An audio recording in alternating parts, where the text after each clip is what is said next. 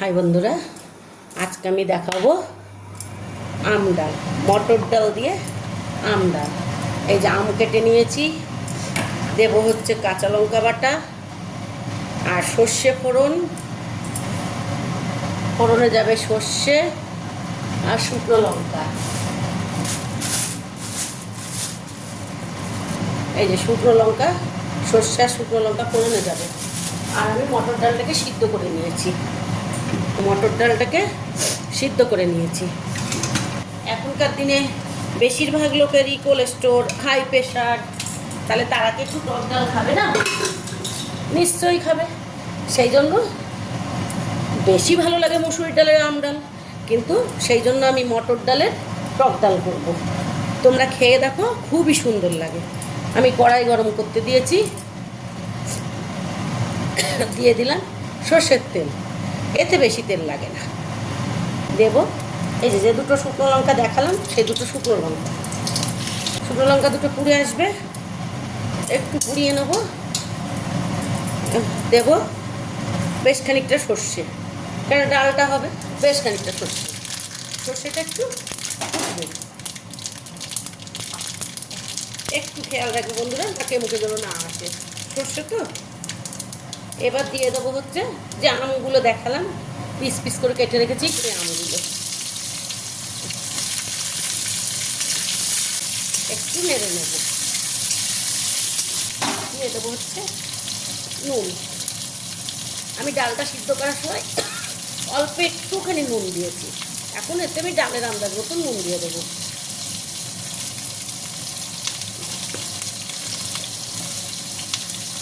আর দেবো হচ্ছে হলুদ আন্দাজ মতন, পুরোটাই যেটুকু লাগবে আমার ডালটাতে। দিয়ে আমটাকে একটু নেড়ে নেব।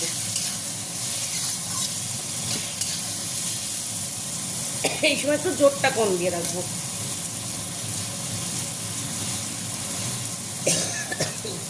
এই যে মটর ডালটা আমি সিদ্ধ করে রেখেছিলাম, সেই মটর ডালটা ঢেলে দিলাম, কিন্তু আমার আর একটু জল দিতে হবে।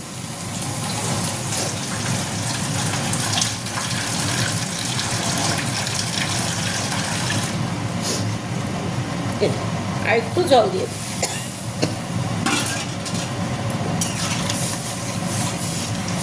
কেন জিনিসটা একটু পাতলা হবে, পাতলা না হলে খেতে ভালো লাগবে না।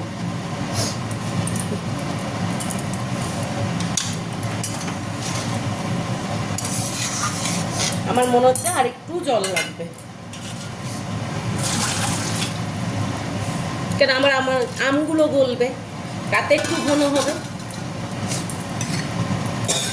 আর এমনি মটর ডাল বন্ধুরা একটু ঘন হয়ে যায়।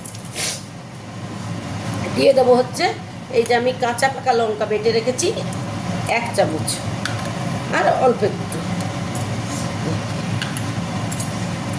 এবার ফুটতে দিতে হবে এটাকে।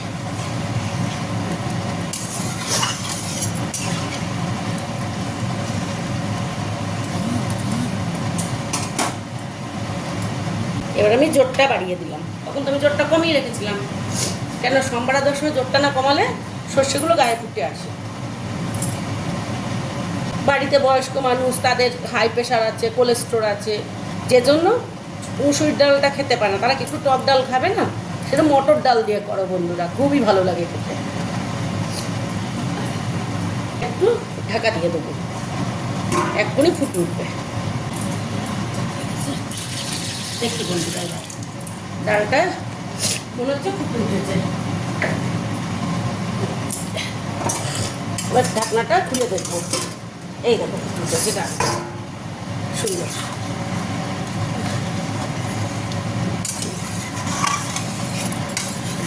ডাল একটু ফুটোতে হয়, একেবারে ওই টাইমে 10 মিনিটে ডাল নামালে সে ডাল খেতে ভালো লাগে না, ডালটা একটু ফুটিয়ে নামাতে হয়। আমগুলো গলে গেলে বন্ধুরা আমি একটু গুড় দেবো। আম না গলা পর্যন্ত গুড় দেবে না বন্ধুরা, তাহলে আমটা গলবে না। দেখি একটু একটা আম তুলে যে আমটা গলেছে কিনা। না বন্ধুরা, এখন আমটা গলেনি, আর একটু ফুটবে ডালটা, আর একটু নাড়া দিয়ে দিই। ডাল যত ফুটবে তত টেস্ট হয় ডালে। আবার একটু নাড়া দিয়ে দেখবো। এবার হয়তো আম গলতে পারে, দেখছি বন্ধুরা, দাঁড়াও একটু তুলে নিই কটা। হ্যাঁ বন্ধুরা, এবার গলে গেছে আম। আমগুলো যদি এরকম বাটিতে তুলে নিয়ে ডলে দাও তাহলে ভালো হয়, কেন কড়াইয়ের মতো অনেক সময় কড়াইটা উল্টে যেতেও পারে।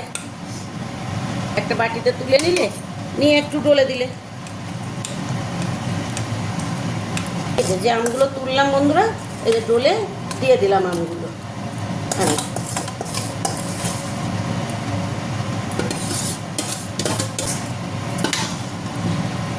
এই দেখো এবার কালারটা এসে গেল। আমগুলো না সিদ্ধ হওয়া পর্যন্ত কালারটা একটু কালচে কালচে ছিল। যারা একটু টক কম খাবে তারা একটু আম কম দেবে। আমার বাড়িতে আবার আম ডাল মানে একটু টক হবে, ঝাল হবে, মিষ্টি হবে। হ্যাঁ, আমার বাড়িতে সবাই খুব ভালো খায়, ওই জন্য আমি একটু আমটা বেশি দিলাম। এই দেখো এবার কালারটা বদলে গেল। এবার আমি একটু গুড় দিয়ে দেবো, হালকা, বেশি না। এই যে এইটুকু গুড় দিয়ে দিলাম।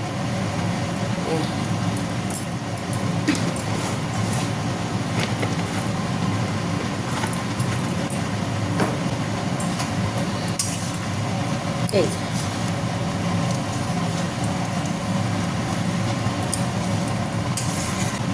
হয়ে গেল বন্ধু আমার মটর ডাল দিয়ে আম ডাল।